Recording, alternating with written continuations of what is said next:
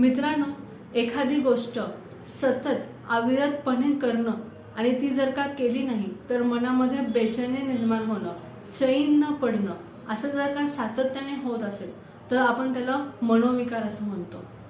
तुम्हाला किंवा तुमच्या जवळच्या व्यक्तीला एखादी कृती सातत्याने करावीशी वाटते का?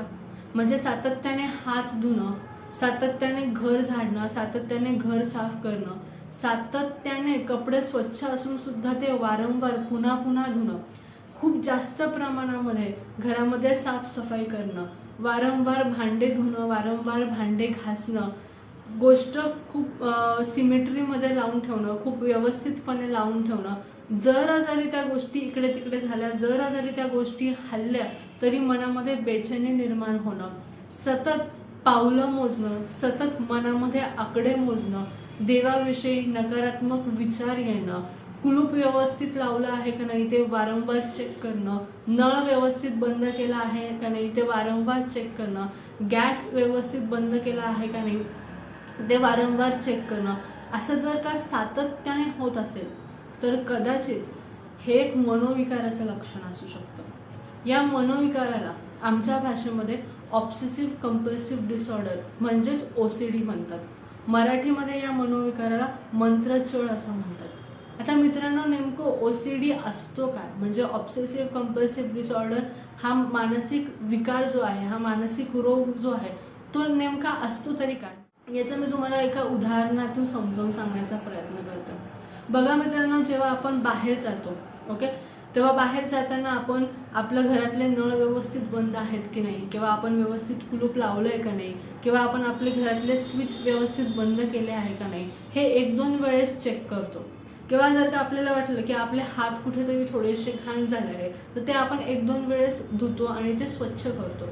पण यात जर का कृती एखादा व्यक्ती वारंवार करत असेल आणि या सगळ्या कृती करण्यामध्ये त्या व्यक्तीचे दिवसातले 8, 10, 12 तास जात असतील, दिवसभरामध्ये त्या व्यक्तीच्या डोक्यामध्ये फक्त हेच जर का विचार सातत्याने चालत असतील तर मात्र हा मनोविकार आहे, तर मात्र हा OCD आहे.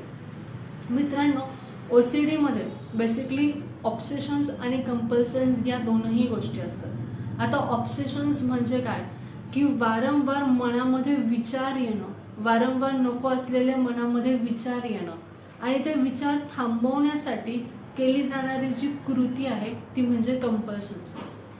उदाहरणाच्या माध्यमातून समजून घेऊया. एखाद्या व्यक्तीला जर का OCD असेल, ओके, आपण असं समजू की एखाद्या व्यक्तीला जर का सातत्याने हात धुण्याचा OCD असेल तर त्याच्या मनामध्ये, त्याच्या डोक्यामध्ये सातत्याने हा विचार येईल की माझे हात खूप खराब आहेत, किंवा माझे हात खूप खराब झाले आहेत, माझ्या हातांना खूप डाग पडलेले आहेत, किंवा मी इकडे हात लावला तर माझे हात खराब होतील, मी तिकडे हात लावला तर माझे हात खराब होतील. वास्तविकामध्ये त्या माणसाचे हात जे आहेत ते एकदम व्यवस्थित आहेत, एकदम स्वच्छ आहेत, पण तरी सुद्धा हा जो विचार आहे हा वारंवार त्याच्या मनामध्ये येतोय. आणि मग तो विचार आल्यावर खूप बेचैनी त्या माणसामध्ये निर्माण होते, खूप चिंता त्या माणसामध्ये निर्माण होते, एन्झायटी क्रिएट होते, भीती वाटायला लागते. आणि मग तो विचार शांत करण्यासाठी, तो विचार थांबवण्यासाठी तो माणूस कृती करतो. आणि मग ती कृती काय करतो की तो माणूस तो हात धुतो. आणि हात धुतल्यानंतर त्या माणसाला थोड्या वेळासाठी का होईना पण तो रिलीफ मिळतो. आणि काही वेळानंतर पुन्हा त्याच्या मनामध्ये हा विचार सुरू होतो की माझे हात खूप खराब आहे, माझे हात खूप घाण झाले आहे, मी माझे हात धुवायला पाहिजे. हे सातत्याने ही सायकल चालू राहते. म्हणजे आधी मनामध्ये ऑब्सेशन्स क्रिएट होतात, ते नको असलेले विचार सातत्याने, ते जे थॉट्स आहेत ते सातत्याने ते विचार क्रिएट होतात. ते विचार थांबवण्यासाठी ते विचार सातत्याने ते विचार मनामध्ये क्रिएट होतात. ते विचार क्रिएट झाल्यावरती कुठेतरी एन्झायटी मनामध्ये क्रिएट होते, कुठेतरी एक नकारात्मक भावना, कुठेतरी एक सातत्याने ती चिंता, कुठेतरी एक ती भीती निर्माण होते. आणि मग ती एन्झायटी कमी करण्यासाठी माणूस कंपल्शन्स करतो, म्हणजे कृती करतो. मग ती सातत्याने ती हात धुण्याची ती माणूस कृती करतो. आणि ती कृती केल्यानंतर कुठेतरी थोड्या वेळासाठी माणसाला शांतता मिळते, माणूस रिलीफ होतो, माणसाला थोडंसं रिलीफ मिळतं. आणि परत काही वेळानंतर परत मग ते ऑब्सेशन सुरू होतात. मग ते ऑब्सेशन सुरू झाल्यावरती परत मग ती एन्झायटी माणसामध्ये क्रिएट होते. एन्झायटी झाल्यावरती परत मग माणूस कंपल्शन करतो आणि कंपल्शन झाल्यावरती परत रिलीफ मिळतो. ही ओसीडीची सायकल सातत्याने सुरू होते. ओसीडी हे बेसिकली खूप वेगवेगळ्या टाईप्समध्ये आहेत. मग विचार करा मित्रांनो, ही जी कृती आहे, ही कृती जर का सातत्याने माणूस दिवसभर करत असते, दिवसातले कितीतरी तास, 8 तास, 10 तास, 12 तास या सगळ्या कृतींमध्ये जर का वाया जात असते, मनामध्ये डोक्यामध्ये सातत्याने फक्त तेच विचार असते, याच्यामुळे कुठेतरी एक कौटुंबिक आयुष्यावरती, कुठेतरी सामाजिक आयुष्यावरती, कुठेतरी वैयक्तिक आयुष्यावरती जर का वाईट परिणाम होत असेल, तर याला आपण ओसीडी म्हणजे ऑब्सेसिव्ह कंपल्सिव्ह डिसऑर्डरचे लक्षणं असं म्हणतो.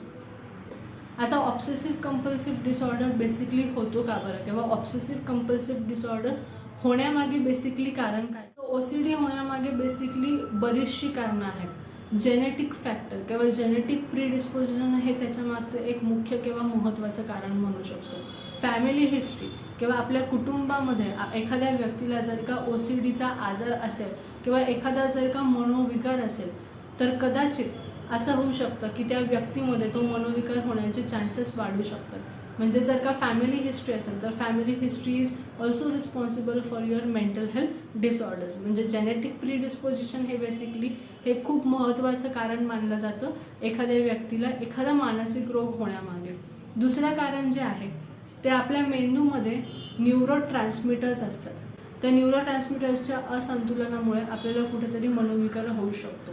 ओसीडीमध्ये बेसिकली सेरोटोनिन आणि डोपामाइन नावाचे हे 2 न्यूरो ट्रान्समिटर्स असतात आणि या 2 न्यूरो ट्रान्समिटर्सच्या असंतुलनामुळे, इम्बॅलन्समुळे कुठेतरी ओसीडीचं प्रमाण आपल्याला दिसू शकतं. स्त्री आणि पुरुष या दोघांमध्येही ओसीडीचं प्रमाण हे सारखंच असतं. ओसीडी हा बेसिकली एक न्यूरोटिक डिसऑर्डर आहे. याच्यामध्ये रुग्णाला माहिती असतं की तो जी काही गोष्ट करतो आहे ती नॉर्मल नाही आहे, ती खूप ॲबनॉर्मल आहे किंवा ती गोष्ट खूप विचित्र आहे.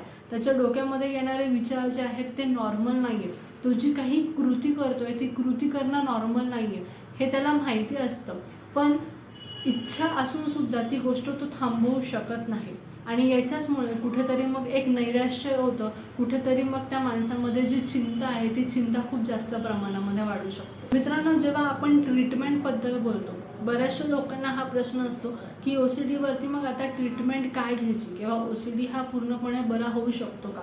तर मित्रांनो, जर का तुम्हाला हे सिम्पटम्स ओसीडीचे दिसत असतील, हे लक्षणं जर का तुम्हाला ओसीडीचे दिसत असतील, तर तुम्ही तुमच्या जवळच्या सायकॅट्रिस्टला कन्सल्ट करणं खूप जास्त गरजेचं आहे.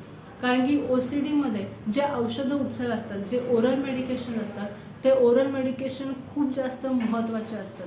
जेव्हा आपण औषधं उपचार घेतो, जेव्हा आपण ओरल मेडिकेशन्स घेतो, तर त्या सगळ्यामुळे ओसीडीवरती खूप जास्त चांगला कंट्रोल मिळू शकतो. आपण ओसीडीला कुठेतरी संतुलनामध्ये आणू शकतो. ओसीडीचे औषधं उपचार जर का मध्येच बंद केले तर 90% लोकांमध्ये ओसीडीची लक्षणं ही पुन्हा दिसायला लागतात.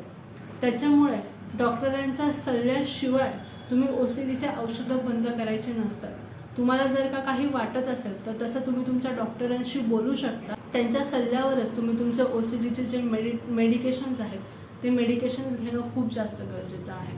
सायकोथेरपिस्टचा याच्यामध्ये खूप चांगला पार्ट आहे. सायकोथेरपीजमुळे नक्कीच जी कॉग्निटिव्ह बिहेवियर थेरपी आहे, जी exposure and response prevention therapy आहे, ERP थेरपी आहे, या थेरपीजचा ओसीडीमध्ये खूप जास्त चांगला उपयोग, खूप जास्त चांगला फायदा हा नक्कीच होऊ शकतो. पण तरीसुद्धा ओसीडीच्या रुग्णांना औषधं उपचार करून घेणं, सायकॅट्रिस्टकडे जाऊन औषधं उपचार करून घेणं खूप जास्त गरजेचं आहे. औषधं उपचार जर का वेळेवरती आणि योग्य पद्धतीने केले गेले तर नक्कीच ओसीडीवरती आपण मात करू शकतो. नक्कीच आपण ओसीडीला आपल्या कंट्रोलमध्ये आणू शकतो. मित्रांनो, ओसीडी हा एक खूप गंभीर स्वरूपाचा मानसिक आजार आहे. ओसीडी हा एक खूप गंभीर स्वरूपाचा मनोविकार आहे. त्याच्यामुळे जर का ती सिम्पटम्स तुम्हाला जाणवत असतील, ती लक्षणं जर का तुम्हाला ओसीडीची जाणवत असतील, तर लवकरात लवकर त्याच्यावरती ट्रीटमेंट घेणं आणि त्या सगळ्यापासून बाहेर येऊन तुमची प्रोडक्टिव्हिटी ऑफ लाईफ ही वाढवणं, तुमची प्रोडक्टिव्हिटी ऑफ लाईफ चांगली करणं हे खूप जास्त गरजेचं आहे. धन्यवाद.